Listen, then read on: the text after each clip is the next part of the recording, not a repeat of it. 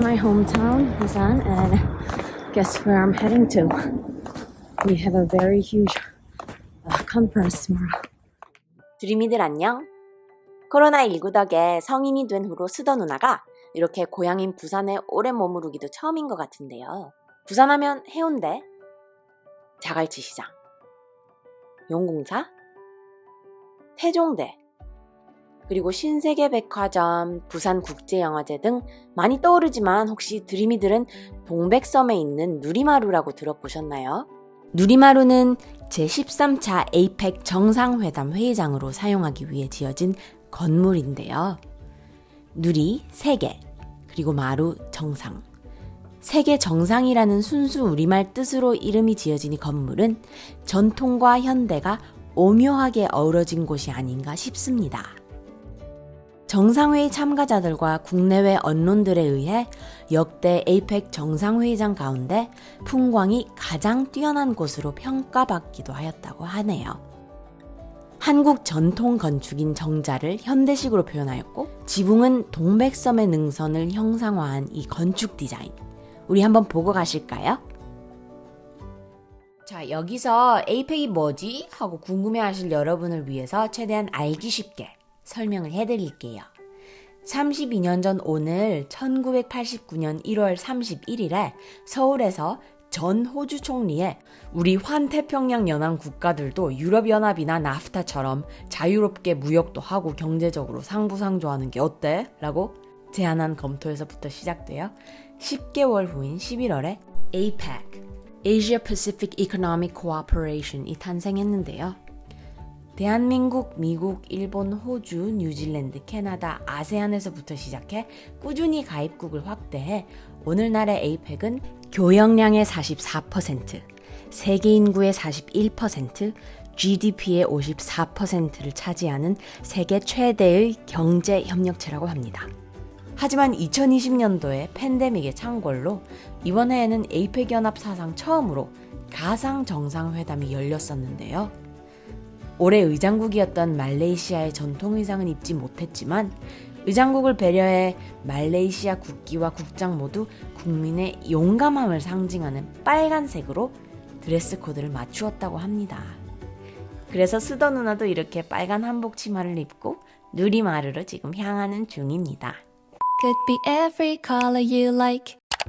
각국 정상들은 단체 사진의 전통을 보존하기 위해 말레이시아 총리실 본관인 페르다나 푸트라를 가상 배경으로 한 후 따로 또 함께 연대하여 의장국에 대한 예우를 보였다고 하네요. 미국의 트럼프 대통령은 2017년도 이후 처음으로 회담에 참석을 했는데요. White House. This is going to be his first attendance at an APEC summit since 2017. Tensions between China and US are still ongoing, and we know that Mr. Trump is also still preoccupied with his own domestic matters pertaining to the recent elections. And 당시 자국 내 대선 때문에 훨씬 더 정신이 없었지만 중국의 시진핑 주석과의 계속되고 있는 견제를 위해 미국의 수장으로서의 모습을 드러냈다고 합니다. 이날 문재인 대통령은 경제협력과 포용성 증진을 위해 세 가지를 제안했는데요. 첫째, 기업인 등 필수 인력의 이동을 촉진해야 하고, 둘째, 위기가 불평등을 키우지 않는 포용적 협력 방안을 제시해야 하고, 마지막으로 디지털 경제와 그린 경제의 균형 잡힌 결합을 모색해야 한다고 제시했습니다. 각국 정상들은 코로나19로 침체된 역내 경제를 회복하고 개방적이고 자유로우며 예측 가능한 무역 투자 환경을 조성해야 한다는 필요성에 공감하면서 에이펙의 미래 청사진으로 에이펙 푸트라자야 비전 2040을 채택하며 첫 가상 에이펙 정상회담을 성료하였습니다. Could be every color you like. 자, 그런데 여러분, 에이펙이 여느 국제연합들과는 달리 국가를 대표하는 것이 아니라 경제권을 대표하는 비공식 기구라는 걸 아셨나요? 그 이유는 중국이 가입을 고려할 때 하나의 중국이란 원칙 때문에 대만, 영국령 홍콩과 같은 지위로 국제기구에 참여하는 것을 거부했고 이들이 중국의 일부란 전제를 받아들여야 중국이 참여할 수 있다는 입장을 취했기 때문이죠. 그래서 회원 단위를 국가가 아닌 경제권으로 바꿔야만 했습니다. 중국은 정치적인 이유로 경제권이 선 두 나라를 두고도 하나를 외치는데 스더 누나는 원래부터 한민족이었지만 외부의 세력으로 나뉘어진 한반도, 그리고 너무나도 가깝지만 먼 형제인 북한을 떠올리지 않을 수가 없네요. 자신의 나라에 대해 알고 싶으면 그 나라를 떠나보아라 라는 말이 있죠. 저는 여러 나라에서 이방인으로 살면서 제가 살아본 한국과 세계가 보는 한국이 많이 다르다는 걸 느꼈습니다. 외국에 다니다 보면 한국인이라고 하면 아직까지도 북한 아니면 남한 North or South 라고 이렇게 묻는 사람들이 있어요. 이 말을 들을 때마다 저는 대한민국은 전 세계의 유일한 분단 국가이고 모든 성인 남성들이 청춘을 바쳐 군대를 가야 하는 나라이고 여전히 강대국의 눈치를 보아야 하는 나라라는 게 뼈저리게 느껴지고 너무 가슴 아프게 다가오지만 오늘은 감정을 빼고 인륜적, 법적, 군사적, 정치적, 문화적인 이유를 제외하고 오롯이 팩트에만 근거한 경제적인 이유만으로도 왜 우리가 통일을 해야 하는지 드림이들한테 전해드리고 싶어요. Could be every color you like.